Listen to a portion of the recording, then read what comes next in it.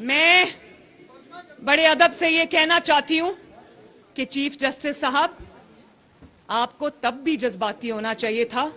جب ایک منتخب وزیر اعظم کو، کروڑوں عوام کے منتخب وزیر اعظم کو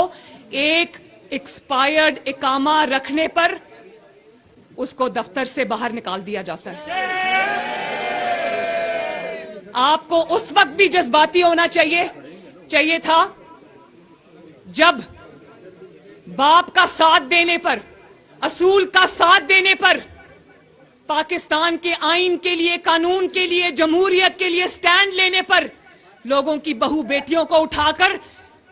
سزائے موت کی چکیوں میں پھینکا جاتا تھا۔ آپ کو تب بھی جذباتی ہونا چاہیے تھا جب رانا ثناء اللہ پر منشیات کا شرمناک کیس بنا،